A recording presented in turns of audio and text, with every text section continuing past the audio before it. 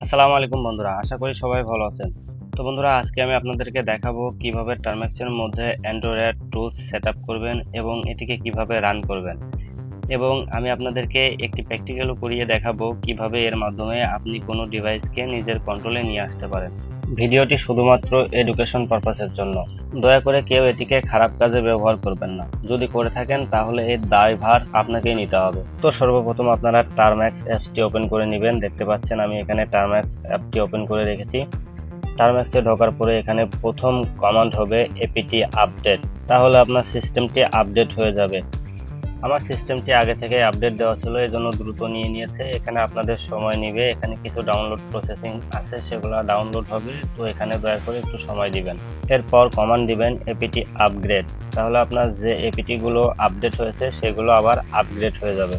Apt আপগ্রেডের সময় যদি আপনাদের সামনে n/y আসে তাহলে ওখানে y দিয়ে দিবেন। ঠিক আছে, আমার এটা যেহেতু আপগ্রেড করা আছে এই জন্য আমার এগুলো আসে নাই। আপনাদের ওইখানে n অথবা y আসবে, আসলে আপনারা y অর্থাৎ ইয়েস দিয়ে দিবেন। ঠিক আছে, দিয়ে এটাকে আপগ্রেড করে নেবেন।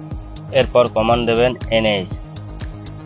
এখন আমরা এখানে সুডো পারমিশন দিয়ে দিব, সুডো সু।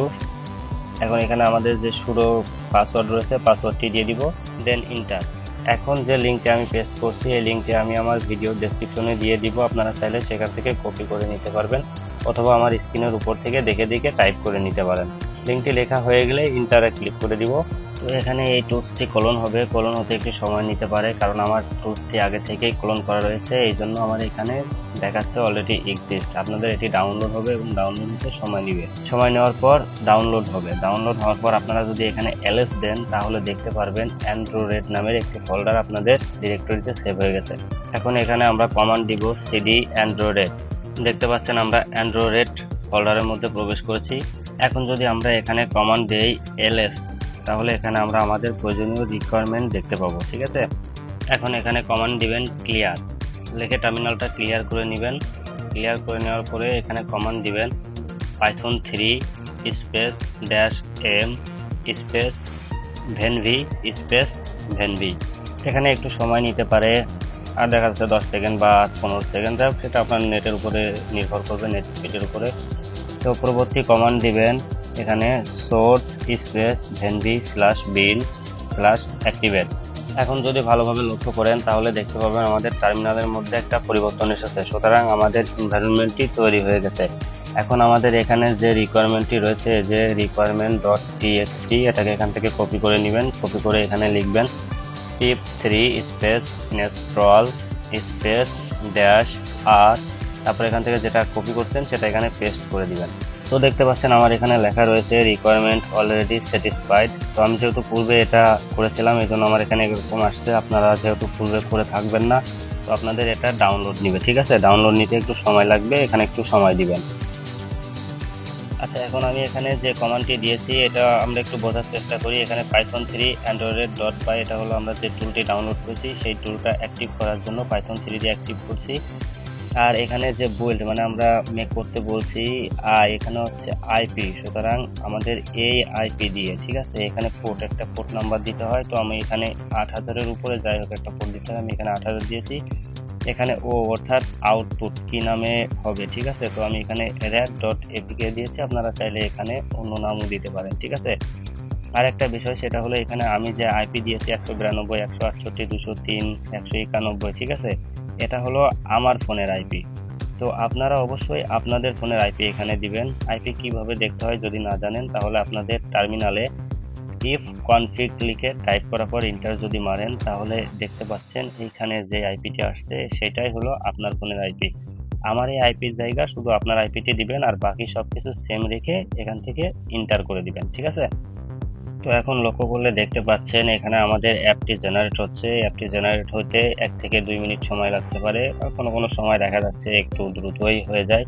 তো এখানে একটু সময় দেবেন। সময় দেওয়ার পরে আপনাদের এখানে একটি সাকসেসফুল মেসেজ দেখাবে। ঠিক আছে, দেখাবে যে আপনার এপিকে জেনারেট হয়ে গেছে এবং আপনি সাকসেসফুলি সাইন ইন করতে পেরেছেন। ঠিক আছে, যেরকমটা আমার এখানে দেখতে পাচ্ছেন ঠিক সেরকম এরকমের একটা এসএমএস যখন আসবে তখন বুঝবেন যে আপনাদের এপিকেটি তৈরি হয়ে গেছে। এটা কিভাবে বুঝবেন, যদি আপনি এখানে ls কমান্ড দেন তাহলে দেখবেন আপনার এই ডিরেক্টরিতে এই যে দেখছেন লাল red.apk নামে একটি অ্যাপ তৈরি হয়ে গেছে। ঠিক আছে, তো এখন আমরা এই এপিকেটি আমাদের টেস্ট ডিভাইসে ইনস্টল করব, করার পরে দেখব আমরা এখান থেকে কি কি তথ্য নিতে পারি, কি কি করতে পারি। অবশ্যই এটা শুধুমাত্র এডুকেশন পারপাসের জন্য, আমি আবারও বলছি। ঠিক আছে, এখন আমরা এখানে কমান্ড দিব python 3 space -m space http.server space 8080। এখন python 3 আমাদেরকে একটি সার্ভার তৈরি করে দিবে যেখান থেকে আমরা এই সমস্তগুলো আমাদের ডিভাইস থেকে ডাউনলোড করতে পারবো। ঠিক আছে, তো চলুন আমি আপনাদেরকে দেখাচ্ছি, আমার অন্য একটি ডিভাইস দিয়ে ডাউনলোড করে আপনাদেরকে দেখাচ্ছি। এখন এখান থেকে আপনার টার্মিনালের বাম দিক থেকে টান দিয়ে আরেকটি নিউ সেশন নিয়ে নেবেন। এখান থেকে নিউ সেশন নিয়ে আমরা বর্তমানে যে ডিরেক্টরিতে আছি সেই ডিরেক্টরি চলে যাওয়ার পরে এখানে টাইপ করবেন python 3 space -m space http.server space 8080 দিয়ে এন্টার দিয়ে দিবেন। দেওয়ার পরে এবার আপনার যে টেস্ট ডিভাইসটি রয়েছে সেই ডিভাইসটি নিয়ে ক্রোম ব্রাউজারে চলে যাবেন। যে এখানে আপনার ডিভাইসের যে আইপি অ্যাড্রেসটি ছিল সেই আইপি অ্যাড্রেসটি দিয়ে ক্লোন দিয়ে 8080 দিয়ে ওকে করে দিবেন। এখন এখানে যে red.apk অ্যাপটি দেখতে পাচ্ছেন এই অ্যাপটিকে ডাউনলোড করে নেবেন।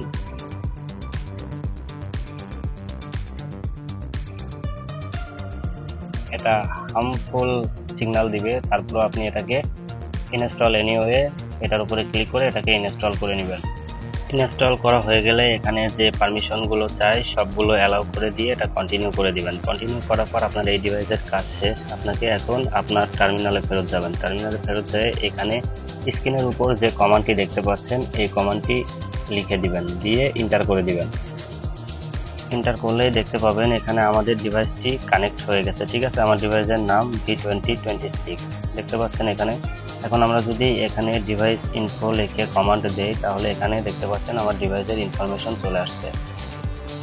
এখানে আমরা যদি আবার কমান্ড দেই ক্যাম লিস্ট তাহলে দেখতে পাচ্ছেন এই ডিভাইসে যতগুলো ক্যামেরা আছে এখানে শো করবে। এখানে ফ্রন্ট ক্যামেরা, ব্যাক ক্যামেরা, সব ক্যামেরায় শো করছে। আপনি চাইলে এটাকে ইউজ করতে পারেন, কিন্তু আমি এখানে ইউজ করছি না যেহেতু ইউটিউবের একটা পলিসি রয়েছে। এখানে যদি আমরা আবার কমান্ড দেই গেট এসএমএস ইনবক্স তো দেখতে পাচ্ছেন তারা আমাদের যে ডিভাইসের যতগুলো এসএমএস আছে তারা আমাকে একটা ফাইল আকারে দিয়ে দিয়েছে। এখানে আমাদের যে ডাম্পস ফোল্ডারটি রয়েছে এই ডাম্পস ফোল্ডারের মধ্যে তারা এই যে এই নামে .txt লাস্টে দেখতে পাচ্ছেন এই নামে কিন্তু তারা একটা ফাইল বানিয়ে আমাদেরকে টোটাল এসএমএস লিস্টটি দিয়ে দিয়েছে। এখানে যদি আমরা আবার কমান্ড দেই গেট কল লগ তো দেখতে পাচ্ছেন যে ওই ডিভাইসের সমস্ত কল লগ তারা আমাকে আমার ডাম্পস ফোল্ডারের মধ্যে দিয়ে দিয়েছে। ঠিক আছে, তো বন্ধুরা আপনারা দেখতে পেলেন যে একজন অ্যাটাকার চাইলে আপনার ফোনে একটি আননোন অ্যাপ ঢুকিয়ে দিয়ে সে আপনার থেকে কত কিছু হাতিয়ে নিতে পারে। তো আমরা এটার থেকে এখন কিভাবে বাঁচতে পারি, এর জন্য আমাদের সবাইকে আননোন যে অ্যাপসগুলো আছে ঠিক আছে আমরা এই অ্যাপসগুলা ব্যবহার থেকে বিরত থাকবো। আর আমরা সর্বদা চেষ্টা করব প্লে স্টোর থেকে অ্যাপস ডাউনলোড করে সেটা ব্যবহার করার জন্য, কারণ প্লে স্টোর এটাকে স্ক্যান করে তারপরে এখানে পারমিট দেয়। তাছাড়া যদি দেখেন অনেক ছোট একটি অ্যাপস আপনার কাছে অনেক বেশি পারমিশন চাচ্ছে তাহলে সেই অ্যাপসগুলোকে অ্যাভয়েড করে চলার চেষ্টা করবেন, তাহলে আপনার ডিভাইস সেফ থাকবে। এই ছিল আমার আজকের ভিডিওটি ভালো লাগলে একটি লাইক দিবেন। এরকম আরও ইনফরমেটিভ ভিডিও পাওয়ার জন্য আমার চ্যানেলটিকে সাবস্ক্রাইব করে রাখবেন। দেখা হবে পরবর্তী কোনো ভিডিওতে, তত সময় সুস্থ থাকুন, ভালো থাকুন, আল্লাহ হাফেজ।